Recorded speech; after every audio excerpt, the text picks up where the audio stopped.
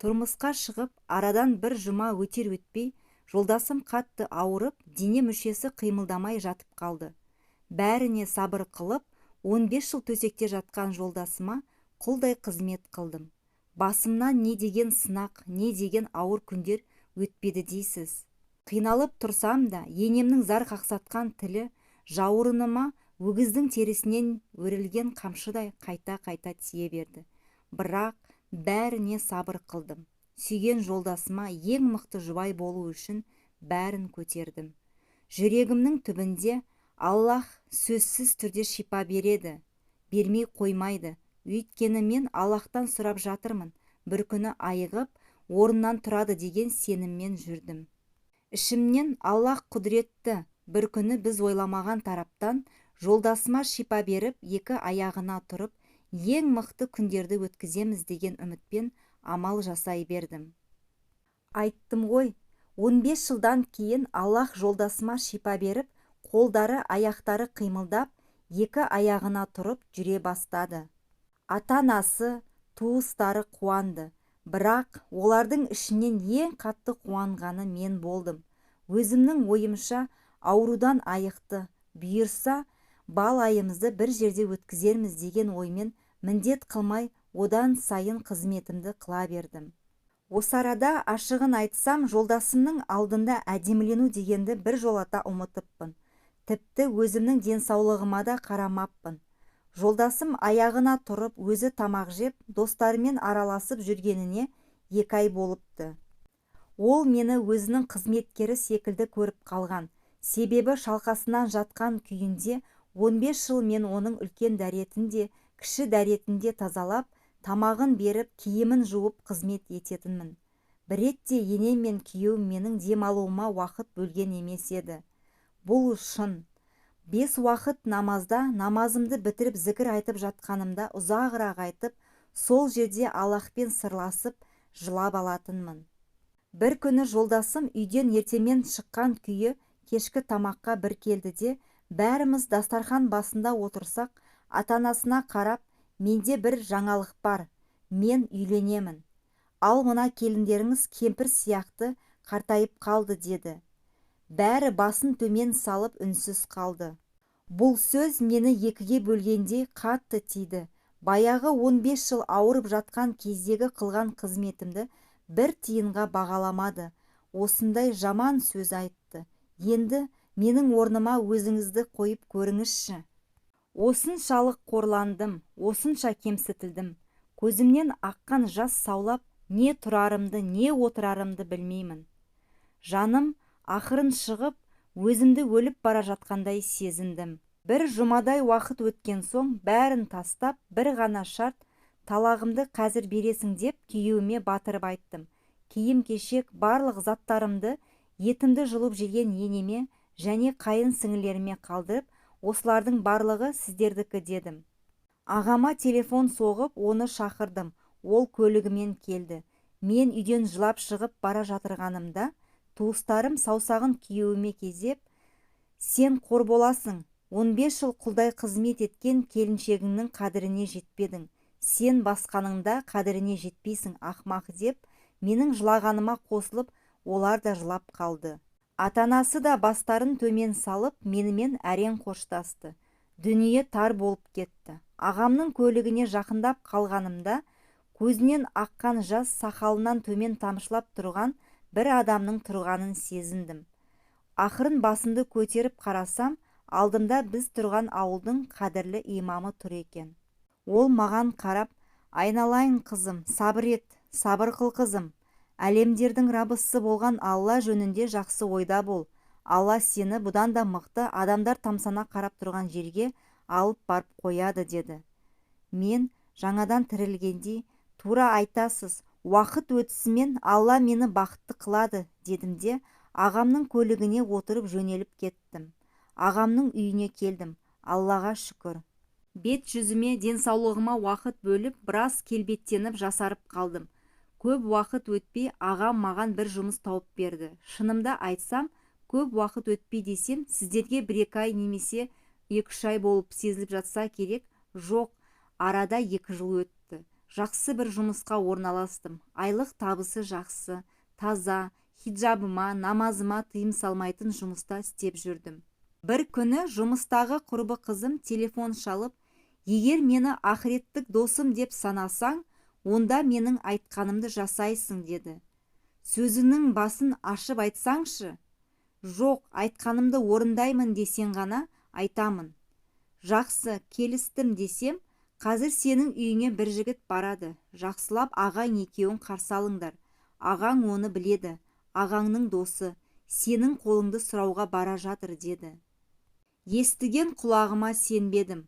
Енді тұрмысқа шығамын ба мен деп ойланып отырсам, есіктің қоңырауы соғылды. Ағам есікті ашты. Үйге ұзын бойлы бір жігіт кірді. Танысып, оның жасы 40-та екенін білген соң, не үшін 40-қа дейін үйленбей жүрдіңіз деген сұрағыма басын төмен салған күйі маған қарауға ұялып, көзімен жерге ұзақ қарап отырып қалды. Көп жерге бардым, көп қыздардың қолын сұрадым. Бірақ менің бір ауруымды білгеннен кейін олар маған тұрмысқа шығудан бас тартты. Қандай ауру деп сұрасам, ол мен балалы бола алмаймын деді. Мен де сұраған сұрағым үшін өкініп қалдым да, ағамның жанында үнім шықпай, көпке дейін жерге қарап отырдым. Іштей өзіме бәрібір дүниенің рахаты үйлену екен, үйленейін деп шештім. Мейлі балалы болмасам да, күйеуімді жоғарғы деңгейде құрметтеп, сүйіп өтуге дайынмын дедім. Ол ақырын ғана даусымен, егер келіспеймін десең, саған өтініш, менің балалы болмайтынымды өзің ғана білші, басқа адамдарға айтпашы деді де, орнынан тұрып есіктің тұтқасынан ұстап енді ғана үйден шыға бергенде, мен сіздің ұсынысыңызды қабыл алдым дедім. Осы сөзді естігенде, дереу менің алдыма жүгіріп келіп отыра қалды да, алақанымен бетін жауып жылады. Мен сол жігіттің жылағанын, мен сізге тұрмысқа шығамын деген сөзге соншалықты бақытты екенін көріп, мен де жыладым. Баяғы көрген қорлық сол көз жастарымен бір жола шығып кетті.